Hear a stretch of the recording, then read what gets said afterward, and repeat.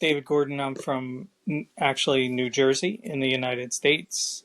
I have a day job working in corporate America, sort of a finance role. I've always worked in finance through my whole career. How did I get started in writing? In high school, I actually wrote a short story in English class, and the teacher, I don't remember anything about it, but the teacher really liked it. It was about a dragon.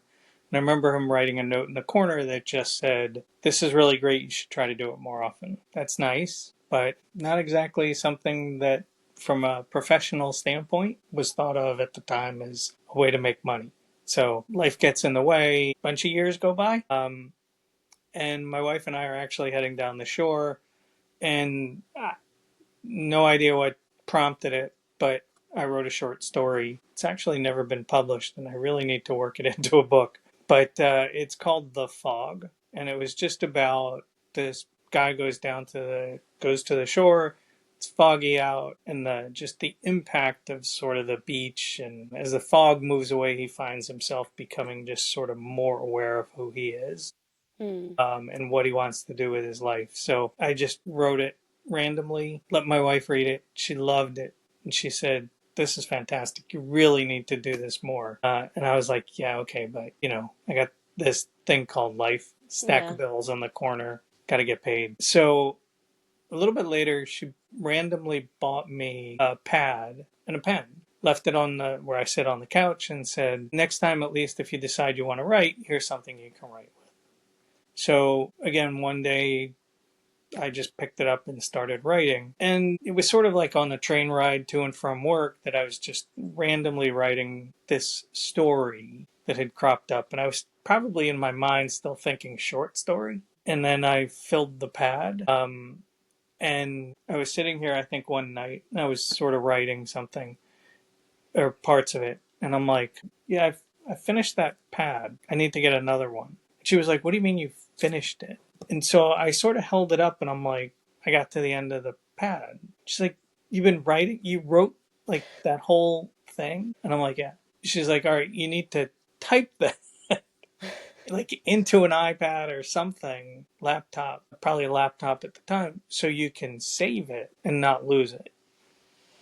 So I pulled out the laptop, started typing away, and a month or so later, and she's like, because I'm doing it off after hours, after work, and she's like, "What are you doing?" Like, I'm typing, and she's like, "What you wrote in the pad?" And I said, "No, I just kept going. I mean, I wrote that, but now I'm just like still going." "How many pages is it?" "I don't know." I didn't turn on a page count, didn't turn on a word count. So I turned on the page count, and I had 180 pages written. So that was my first novel. That's uh, amazing. yeah. And at first, I think it was just sort of a release. Love Mm. to read. So it was just a way to sort of immersing myself in this whole other life that I've built for this person. And it was just sort of an outlet to go. And Yeah. then I think at one point I went back and read parts of it that I really liked. And I let her read it. She was like, "Okay, this is really good. You gotta like, what's next? Like, do you want to publish it? You need to figure out what to do with it." So I started to do some research. I had a few friends from online that some of whom go to Author at the Armory, some of whom I don't know if I've quite lost touch. I probably see them on Facebook occasionally, but yeah. And so now I'm finishing the editing on book four. Wow. That is fantastic. I love how your wife was there to push you and to encourage you to do Yeah. it. And she still does it today. Gives me the time, when I say, "Oh, I got to write," or past couple of months, it's I have to go through all the edits Yeah. and do rewrites and fixing and all the things I never knew you had to do to publish a book. And there's even been times where she's like, "All right, you got work in the morning," and I'm like, "Yeah, yeah, yeah, but I got to get this finished. I got to get it back to the editor so she can do her part, do the Mm. next step, and keep going with it." So she's always been my biggest cheerleader, letting me go off on these book signings, and even one in the UK that's a little pricier to get to. But she's been good cheerleader, good, very supportive of it, and it's been great. That is just amazing that you have that person to support you through it all. I mean, that's what the dream is for most people, to have that person in life, and you've got that who's supporting your journey. Will she be going to the armories with you, or is she She staying will behind? not. No. It's actually at a time of year when she has a work conference. Hmm. They're usually about a week apart, and so it would mean taking 2 weeks off. Every year we talk about, like, she'll go with me beforehand, so we'll have a little vacation before, and then I'll stay and she'll come home, but we just haven't worked it out. I'm not sure if we're going to try that this year. Well, We might. hopefully you do have a little holiday beforehand with her. Yeah. We, Can you please give us a brief overview of your books? Just explain them yes, to the readers and tell them where to start. because that's what they want to hear about. So mine are suspense thrillers. They center around Robert Cutter.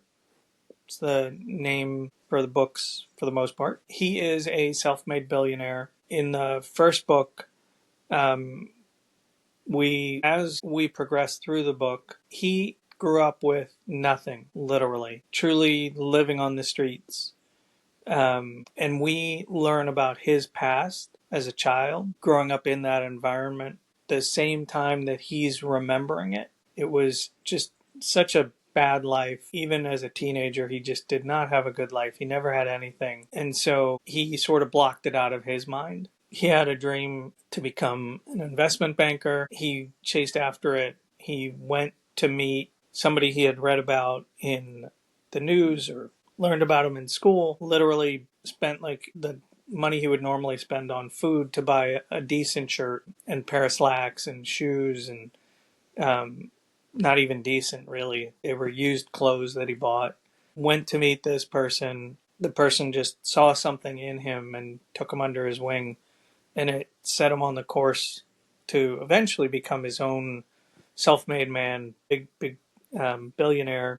Which really the money is more about the a way to tell the story than it is the important part of the story. But we also find out at the same time that there's somebody trying to kill him. They ultimately want to get revenge, and we find out why. So it's sort of a combination of the two. And in the first one, we throw in a little bit of romance for him because he is a billionaire. He's got everything he needs in the world. He's got money, he's got cars, he's got women that he sees whenever. So he thinks he has everything. Life is grand, life is perfect. But as he learns more about who he was, as he gets caught up in this romance and somebody going after him, he starts to really sort of question his life a bit and what he's doing. And the tagline is he thought he had everything, but he realizes he doesn't. And so that's also a big part of it, is learning what's important in life and giving back. And that's a big piece of this story, and it carries throughout. And that's the first one. But he still never knew anything about his parents. And so in the second novel, which is another Cutter, we learn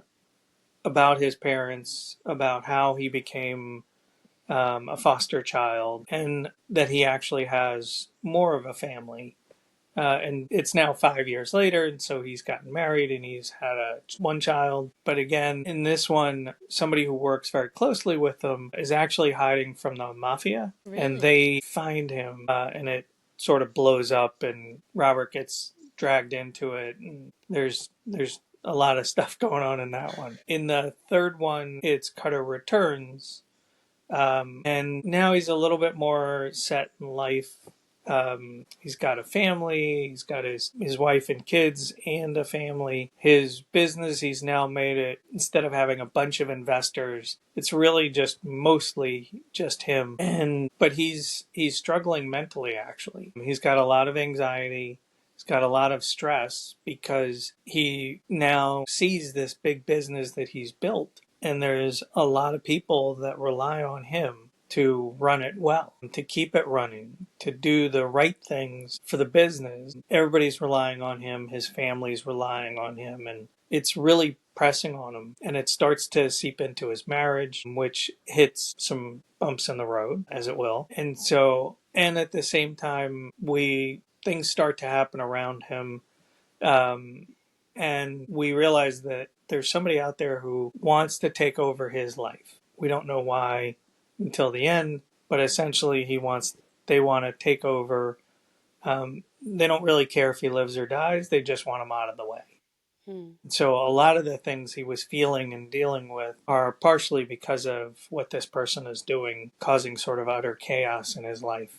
Um, and Cutter Returns is a little bit of both mental and physical. So mentally, he's got to get back to his old self, talk to his wife more, talk to the people around him more. And so he's not, everything's not on him. And he's got to physically get back to his life and his family and his home to continue living, but have a good life again. Get back to where he was. And there's a fourth one that's hiding in the wings. Can you give us any teasers or anything for that one, or is it all hush hush? In the fourth one, we actually do learn solve them. It's not really solve a mystery, but from the very first novel, there's been one outstanding question about his past that comes to light. But essentially, he takes on a new partner, something he hasn't done in a while, but it's an opportunity to, he feels he can't pass up. So he takes on this partner. The partner actually brings the idea to him. And the partner has a checkered life. He was a gangster,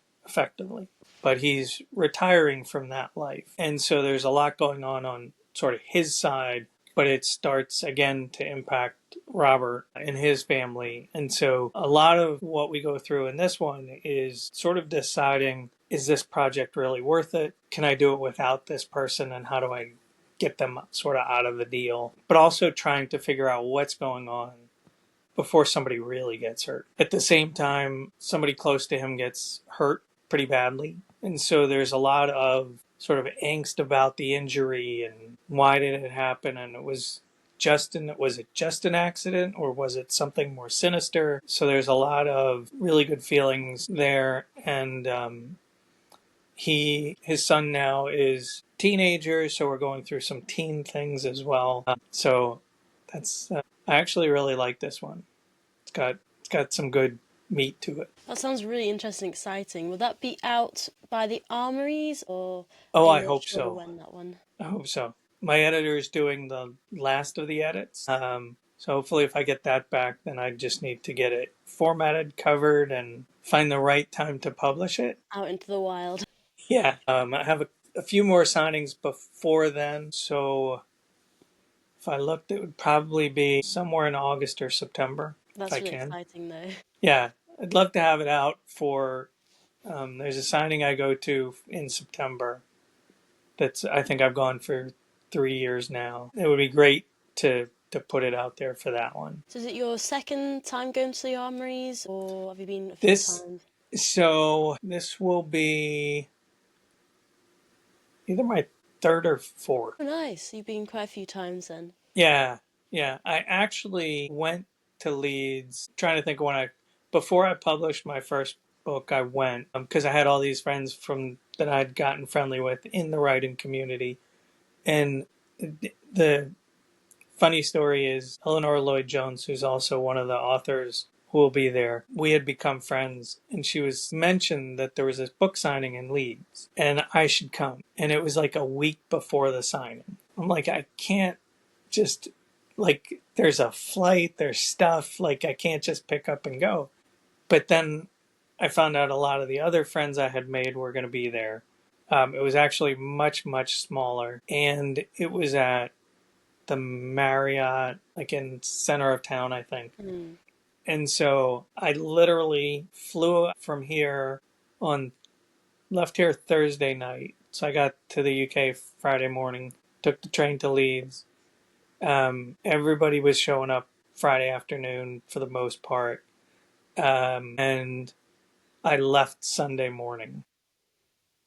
Damn. That was a quick Yeah, it turnaround. was because I really couldn't take that much time off from work Mm. at the time, and the hotels were going to be an expense. But I got to meet all these people I had been talking to online. I got to meet a lot of them, and the editor I used for book one was going to be there, so it was great to be able to meet her in person, and actually sit down and talk to her. Before social media was so crazy, Mm. it's probably 10 plus years ago, maybe almost 15. So that was actually the first time I went, not as an author. And I met a lot of really great people, and it was so much fun. The signing itself looked like a lot of fun. So it's one of the reasons why I've gone back. And such an amazing job with the signing. There's always something, and it keeps growing. Yeah. This year might be my last time going. It does get expensive. Yeah. So, yeah, we'll have to Even see. for me, coming from the UK and volunteering, it's expensive enough, so I judge think how much it costs for you. Yeah, the hotel is great. The hotel is actually not the biggest expense. Again, the Mm. flights for the most part is the big expense. Plus, I can't ship my books early. I think this year, I think she has storage that I haven't asked her about, and I have to decide if I want to do that. So it's carrying two big, like 50-pound suitcases, um, that are mostly books and swag and stuff like that. And then there's some clothes in there too. So yeah, it's a lot of fun. Yeah, I'm very excited to go. It'll be my first time. I'll be Oh, it's awesome. running around trying to interview authors quickly in between bits. Yeah, I'm really excited to go and meet everyone in person. All these interviews have been amazing so far, so it'll be nice to see everyone and in person and talk to them, not virtually. Yeah, Yeah, I'm definitely excited. It's a big event as well, and I think it's just going to be amazing. Every signing I've been to so far has been great, so I'm definitely really excited for that one. yeah, she does an amazing job with it. It's everything is so organized. I've been to several others, and they've all been really great as well. But hers just it is really well done. So yeah, I've definitely heard that from a few authors, so it's going to be such a great time. She's doing a fantastic job already with all the Facebook group stuff, with all the giveaways oh my and God, like takeovers. it always amazes me that most of the signings that I go to, I think so far, there's, a Facebook group for the people coming, and there's usually an author, and they're quite, like, literally, I went to one in Baltimore. It's about an hour and a half away, a couple of hours, I guess. And I think I went in the Facebook group once. Really? And there's just like a few posts here and there, nothing big, nothing major, just like, okay, here's a seating chart, here's where you're going. I went into the group, I think the first or second time, like 3 days before the event. And I'm like, I have no idea where I'm going. Yeah. And hers is nonstop, like from She has November. one for the authors and vendors, and then she also has one for the attendees, and it is It's brilliantly huge. organised. It Yeah, is. I mean, for when there's that many authors going, you obviously it needs to be organised, but she's really keeping the attendees getting excited, having all these takeovers, doing all these giveaways, and it is great already yeah, even before the event. yeah.